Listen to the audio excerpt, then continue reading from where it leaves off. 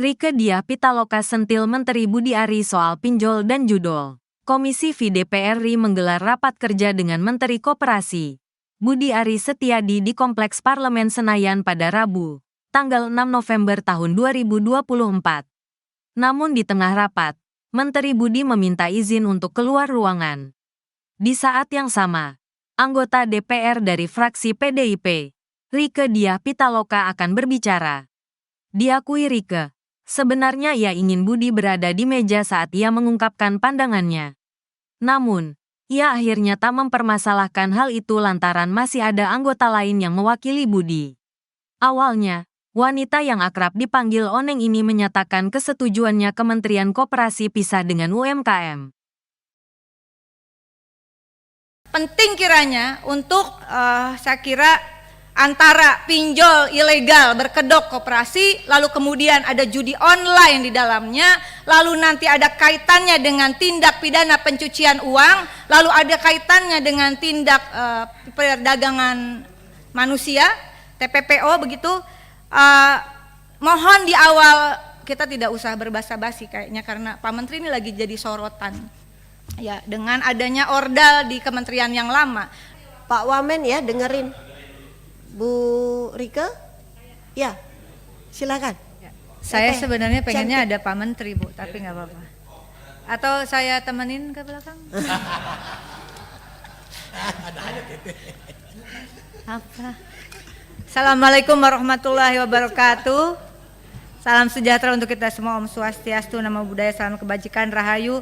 Yang kami hormati pimpinan dan anggota Komisi 6 DPR RI, yang kami hormati dari Kementerian Koperasi, Menteri Koperasi, Wakil Menteri Koperasi dan seluruh jajarannya. Maaf kalau tadi saya agak memaksa untuk minta disebutkan siapa yang hadir terutama di meja depan karena ini adalah rapat resmi dan kita disaksikan oleh seluruh Indonesia begitu. Dan yang kedua karena saya selalu mencatat Pak Wamen, mencatat siapa saja dari kementerian yang hadir, manakala nanti ada hal-hal hil-hil yang mustahil, saya punya catatannya begitu. Anda bicara apa, tanggal berapa, jam berapa.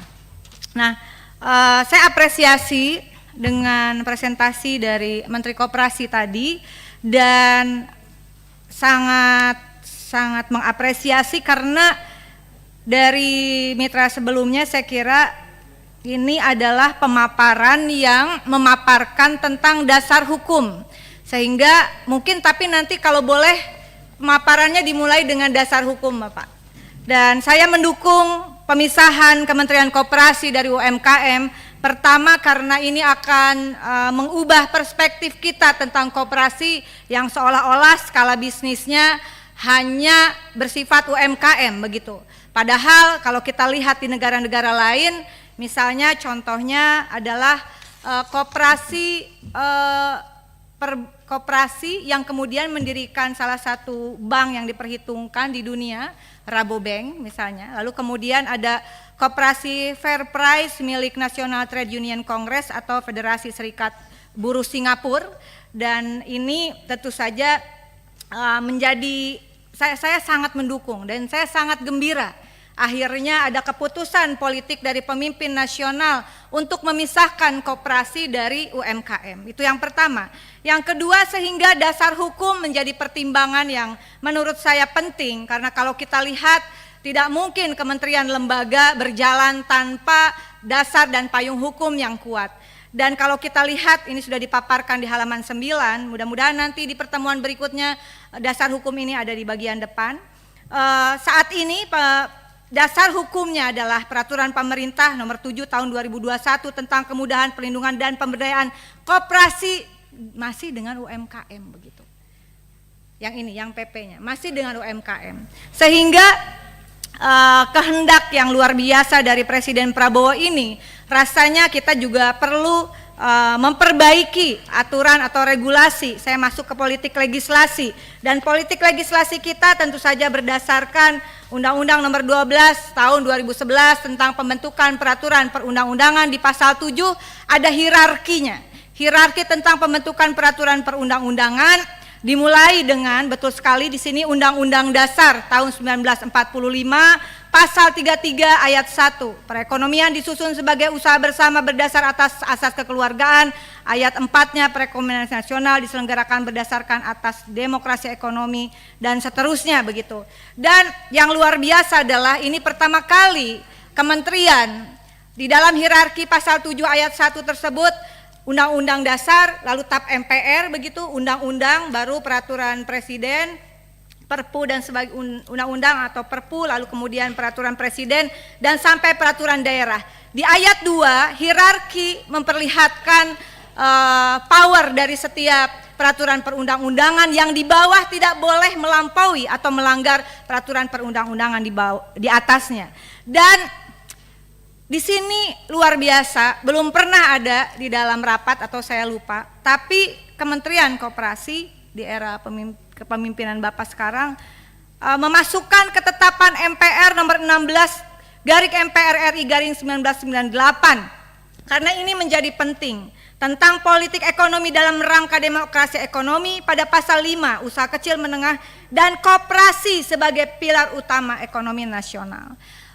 Ini menjadi konsideran hukum menimbang. Saya langsung masuk pada usulan. Politik legislasi, saya bedakan politik legislasi, politik anggaran, dan politik pengawasan. Bapak, kita harus bekerja cepat dalam, saya kira 100 hari kerja ini bisa dikerjakan simultan oleh tim di Kementerian Koperasi.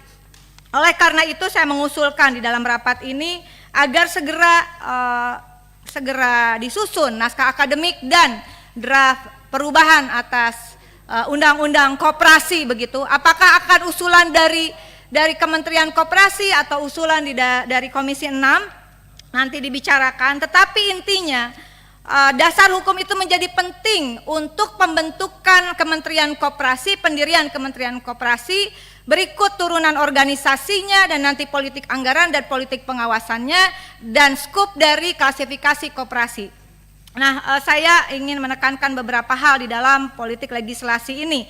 Ada yang namanya Bapak nanti, karena ada catatan-catatan penting di dalam Undang-Undang Cipta Kerja yang juga saya kritisi sebetulnya pada saat pembahasan, bahwa misalnya koperasi ini heavy-nya bukan pada investasi finansial, tetapi pada pembagian hasil terhadap anggota begitu.